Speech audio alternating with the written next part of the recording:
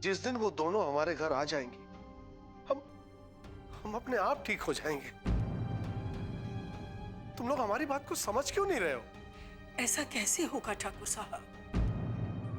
लक्ष्मी, तू क्या कह रही है बेटे? तू तो मानसिंह जी को देखने गई थी ना? अन्नू वहाँ। बाबूजी, अनु पर किसी ने रास्ते में लाठियों से हमला कर दिया था। थैंक यू माँ, मुझे बहुत भूख लगी थी। हाँ मुझे मालूम था अभिमान, इसीलिए खाना लाई हूं ना। ले। नहीं छोटी ठकुराई, हवालात के उसूल सबके लिए बराबर होते हैं।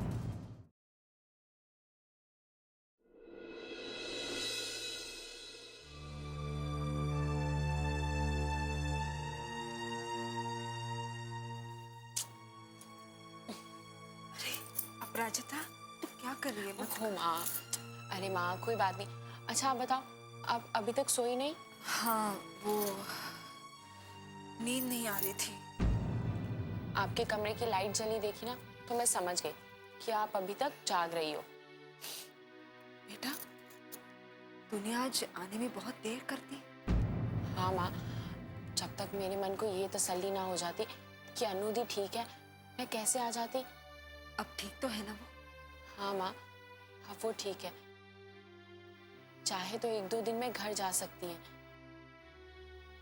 आप बिना बताए वहां से क्यों चली आई? आपको पता है, अनुदी आपके बारे में पूछ रही थी। मैं क्या करती वहां बेटा? वहां सुशीला जी थी ना, उसकी देखभाल करने के लिए। माँ, मैं आपका दुख समझ सकती हूँ। अनुदी को इस हाल में देखकर आप उनकी देखभाल नहीं कर सकी, इसीलिए वहां से चली आई ना। दुख तो हुआ बेटा, फिर अफसोस भी हुआ खुद पे। अफसोस? हाँ बेटा, ये मन भी कितना अजीब है ना। हर किसी पे अपना अधिकार समझने लगता है, हर किसी से अपेक्षाएं रखने लगता है। माँ, वो हर कोई नहीं है, वो किसी नहीं है। माँ, वो आपकी बेटी है, आपकी अनु है। हाँ, वो मेरी बेटी है अपराजिता, वो मेरी अनु है और इस बात का कोई इनकार नहीं कर सकता। लेकिन अब उस पर मेरा कोई अधिकार नहीं है और इस सच्चाई को भी नकारा नहीं जा सकता अपराजिता। यही सच है अपराजिता, अनु पर अब हमारा कोई अधिकार नहीं है बेटा, कोई अधिकार नहीं।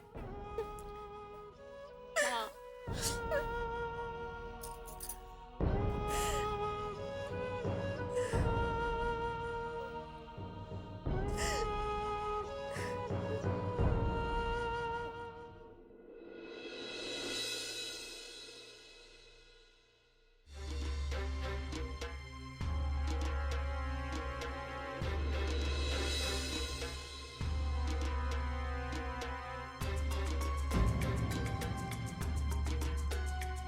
हमने मना किया था तुम लोगों को, फिर भी तुम लोग नहीं माने। नारायण, यहां आने से भी कुछ नहीं होने वाला है, कुछ नहीं होने वाला। ऐसा क्यों सोचते हैं आप ठाकुर साहब? भगवान पे भरोसा कीजिए, सब ठीक हो जाएगा। डॉक्टर साहब से नारायण की बात हुई है ना, उन्होंने भरोसा दिलाया है कि अगर लगातार आप दवाइयां लेते रहेंगे तो धीरे धीरे आपका हाथ ठीक हो जाएगा। ये सब मन बहलाने की बातें हैं महेंद्री। अपराजिता को पता था कि कुछ नहीं होगा, इसीलिए उसने तुम लोगों से हमें शहर ले जाने को कहा। अगर हमारी बीमारी ठीक होने जैसी होती ना, तो वो हमें यहां कभी नहीं भेजती। बाबूजी, आप उससे गलत समझ रहे हैं। उसने बेहतर इलाज के लिए आपको यहां भेजा है। वहां इतनी ज्यादा सुख सुविधाएं नहीं थी कि आपका सही इलाज हो सके। तुम चाहे जो भी कह लो नारायण, लेकिन हम जानते हैं सच क्या है। आप इनके साथ में?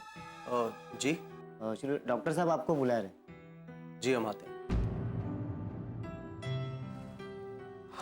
ठाकुर साहब आप आराम कीजिए, हम दोनों मिलकर आते हैं। ठीक।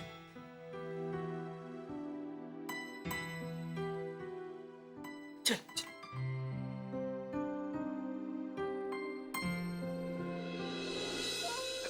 वकील को फोन करना था, इनके चक्कर में तो सर पे ही बैठे हुए हैं लोग।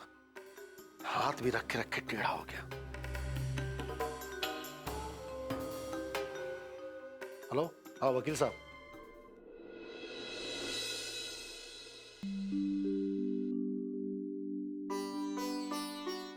अरे लक्ष्मी, चाय का क्या हुआ? बन गई चाय माँ।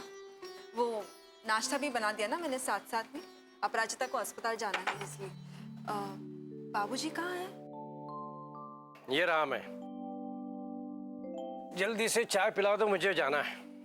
आप कहाँ चल दिए सुबह सुबह? अन्नू को देखने अस्पताल। माँ, हाँ? मुझे भी चाय दीजिए। हाँ बेटा ले। थैंक यू माँ। अब आपकी तबीयत कैसी है?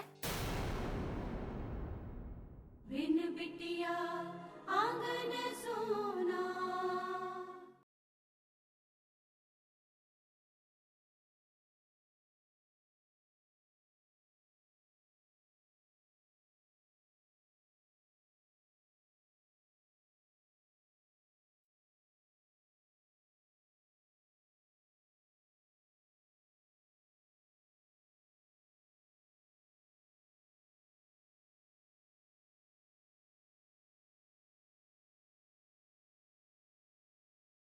बिन बिटिया आंगन सोना।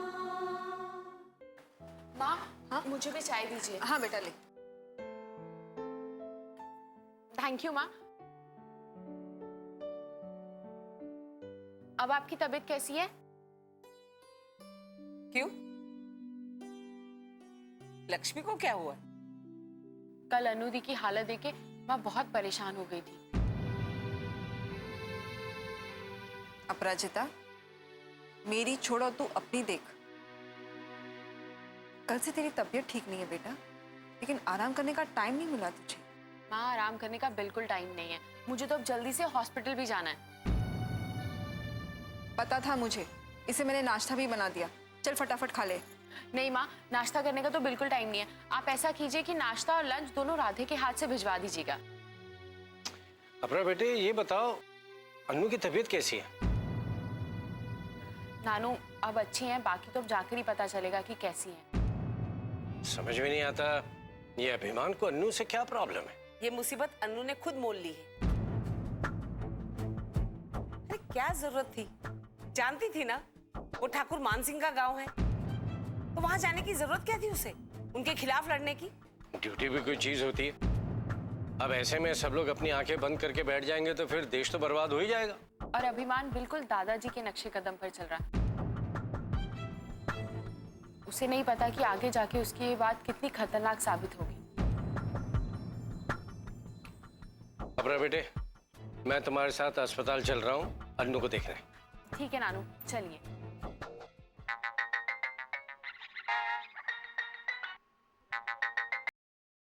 हाँ घनश्याम दास जी, क्या कह रहे हैं आप? नहीं, इसके बारे में मुझे कुछ भी पता नहीं है। ठीक है, आप वहीं रुकिए, मैं भी आ रहा हूं। क्या हुआ? वो घनश्याम दास जी है ना, उनके घर में गैस सिलेंडर फट गया। हे भगवान, किसी को चोट तो नहीं पहुंची ना बाबूजी? नहीं, सब सुरक्षित है। बेटे तुम अस्पताल पहुंचो, मैं बाद में आता हूं। जी नानू। अच्छा माँ, मैं चलती हूँ।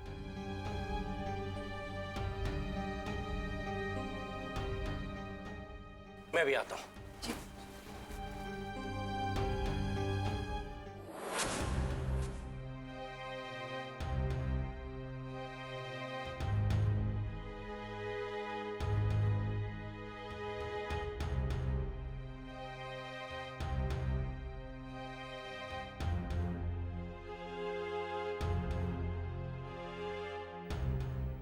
डॉक्टर साहब, क्या बहुत चिंताजनक हालत है बाबूजी?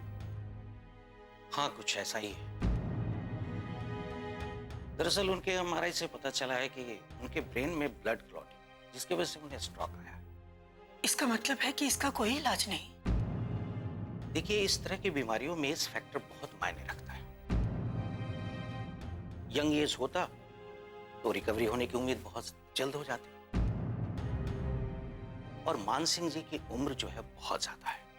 उनके शरीर का जो रेजिस्टेंस पावर है, मेरा मतलब है बीमारी से जो लड़ने की क्षमता है, बहुत कम है। और तो अब सारी उम्र बाबूजी ऐसे ही रहेंगे? देखिए, ऐसी बात नहीं। ट्रीटमेंट शुरू कर दिया है, दवा का भी असर पड़ेगा, और सबसे ज्यादा आप सबों की सेवाओं की जरूरत है। ठाकुर साहब को पता चलेगा तो उनकी रही से ही उम्मीद भी खत्म हो जाएगी। नहीं नहीं, ऐसा बिल्कुल मत कीजिएगा।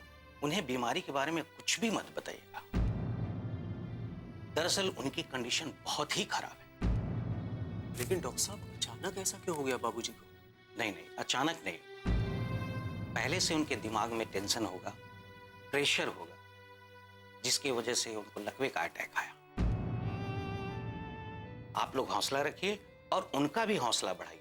कब क्या चमत्कार हो जाए कोई नहीं जानता। देखिए, मान सिंह जी से मेरी काफी पुरानी पहचान है, इसलिए मैं आप लोगों को धोखे में नहीं रखना चाहता। जो सच है वो मैंने आप लोगों को बता दिया, और जो मैं दवाइयां दे रहा हूं वो पूरी जिंदगी चलेगी। आप लोग रोज उन्हें समय से दवा देते रहिएगा। बस मैं इतना ही कहूंगा कि ऐसी कंडीशन में आप लोगों का प्यार और सहारा ही उनके लिए सबसे बड़ी ताकत है और सबसे बड़ी दवा है। जी। बस आप सब उनका ख्याल रखिए और किसी भी तरह का प्रेशर या टेंशन नहीं आने दीजिए, क्योंकि अगर ऐसा हुआ तो उनकी जान भी जा सकती है। बिन बिटिया आंगन सोना।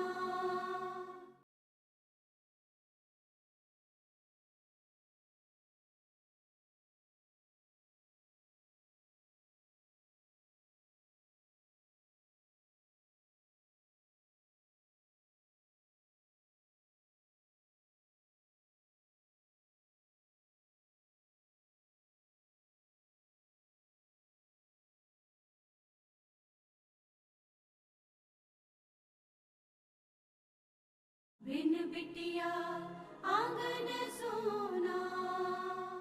बस आप सब उनका ख्याल रखिए और किसी भी तरह का प्रेशर या टेंशन नहीं आने दीजिए, क्योंकि अगर ऐसा हुआ तो उनकी जान भी जा सकती है।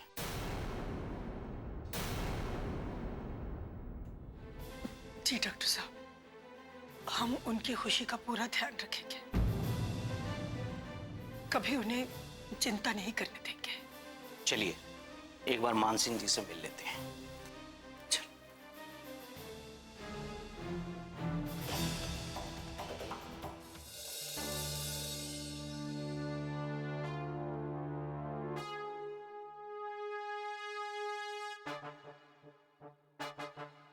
अब कैसा फील कर रहे हैं मान सिंह जी?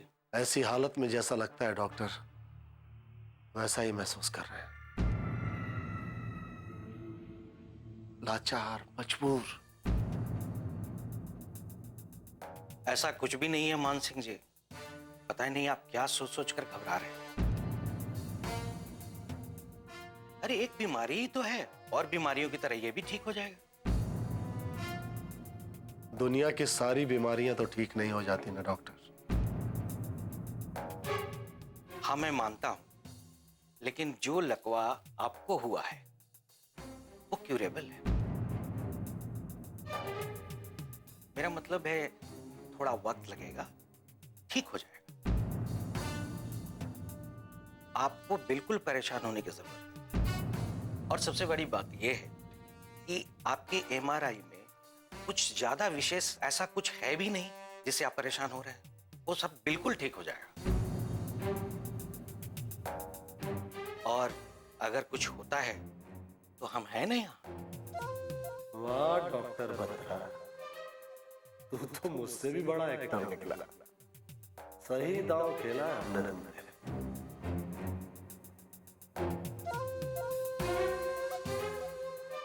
ओके मान सिंह जी, अब मैं चलता हूं। बहुत जल्द मिलेंगे और एक एक बाजी शतरंज की भी खेलेंगे। अच्छा, मैं चलता हूं।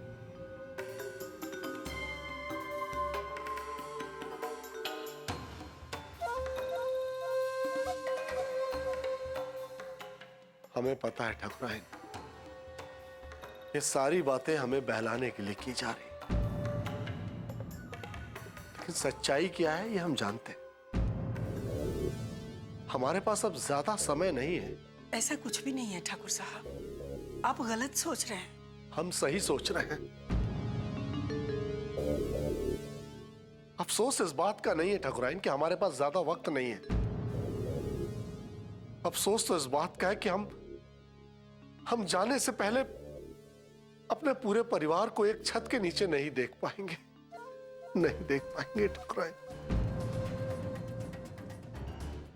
पर अब ऐसा लगता है कि हमारा ये सपना पूरा नहीं हो पाएगा ठाकुराइन। ये अधूरा सपना लिए ही हम। ऐसा मत कहिए ठाकुर साहब, अगर आपने कुछ अच्छा सोचा है तो वो जरूर होगा।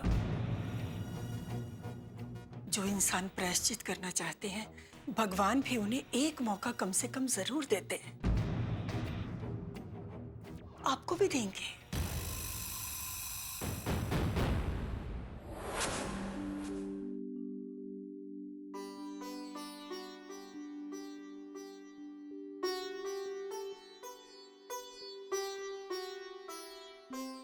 पापा, हाँ बेटा, टाइम क्या हुआ? 11 बजे बेटा। कुछ चाहिए? कुछ नहीं। 11 बज गए, माँ अभी तक नहीं आई मुझसे मिलने, और कल भी मुझे बिना बताए चली गई थी।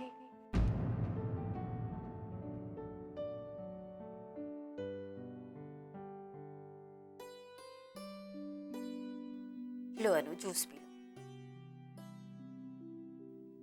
देखा आपने पापा को?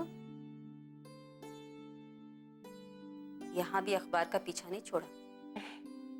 श्रीमती जी, अखबार पढ़ना जरूरी है, पता चलता है दुनिया में क्या हो रहा है। सही कहा अंकल आपने, और उसके साथ हो जाए गर्मा गर्म चाय, तो क्या कहना। लीजिए। ये आइडिया तुम्हें कैसे आया? सच बताओ अंकल जी, ये आइडिया मेरा तो बिल्कुल नहीं था। पता नहीं माँ को ये बातें कैसे सूझ जाती हैं। ये आइडिया उनका था। आंटी जी लीजिए, आप भी गर्मा गर्म चाय पीजिए। Thank you. माँ अभी भी नहीं आई। चाय बहुत अच्छी है। Thank you uncle. दी, अब आपकी तबीयत कैसी है? पहले से बहुत बेहतर है प्राजता। क्या गहरी चोट आई है? ज्यादा नहीं है, थोड़ी सी। पापा, हाँ बेटा। मुझे श्रीराम से बात करनी है। अरे हाँ, श्री राम से याद आया, आप पर हमला करवाने के जुर्म में अभिमान हवालात में है।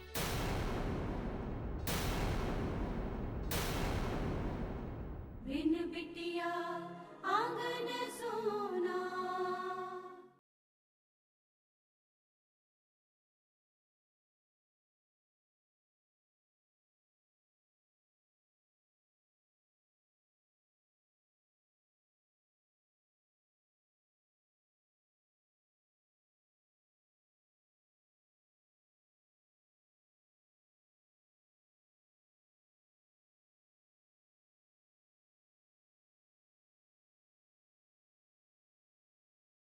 बिन बिटिया आंगन सोना। पापा, हाँ बेटा। मुझे श्रीराम से बात करनी है। अरे हाँ, श्री राम से याद आया, आप पर हमला करवाने के जुर्म में अभिमान हवालात में है।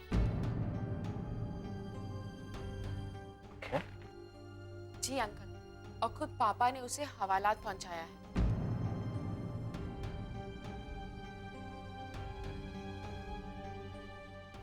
लेकिन तुम्हारे पापा को कैसे पता चला कि अभिमान ने अनु पर हमला करवाया? उसी ने करवाया है, मुझे पूरा यकीन है, क्योंकि एक वही है जो अनु को जान से मार देना चाहता है। उसने खुद ये बात मुझसे कही थी। पापा भी यही कह रहे थे। हालांकि अभिमान ने अभी तक इस बात को नहीं माना कि अनुदी पर जो हमला हुआ उस पर जो गुंडे भेजे हैं वो अभिमान ने भेजे हैं। लेकिन पापा ने उसकी एक नहीं सुनी और उसे हवालात पहुंचा दिया। बहुत अच्छा किया। अगर बच्चे की गलती पर पर्दा डाला जाए तो वही गलती माता पिता का जीना मुश्किल कर देते हैं। अब तो उसे ऐसी सजा मिलनी चाहिए कि उसे जीवन भर याद रहे।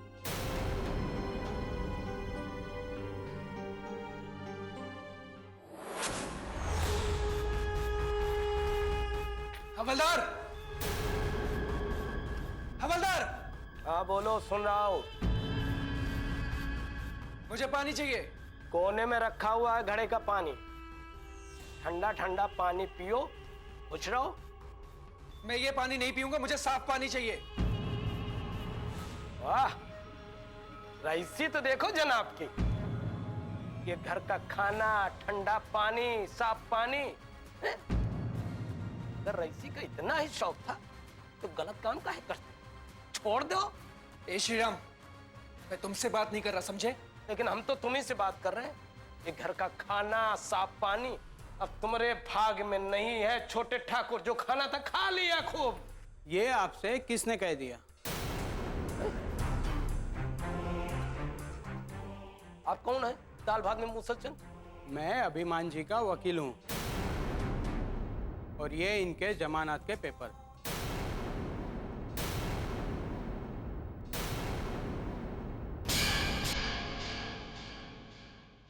ऐसा ना हो कि तुम्हें बहुत जल्द हवालात का खाना फिर खाने को मिले, समझे? बहुत बोल रहे हो श्रीराम, तेरी तो। अभिमान, अरे अभी तुम जमानत देकर बाहर आए हो और अगर फिर से बंद हो जाओगे तो तुम्हें छुड़ाना मुश्किल हो जाएगा। सच कह रहा हूं, मैंने कुछ भी नहीं किया है।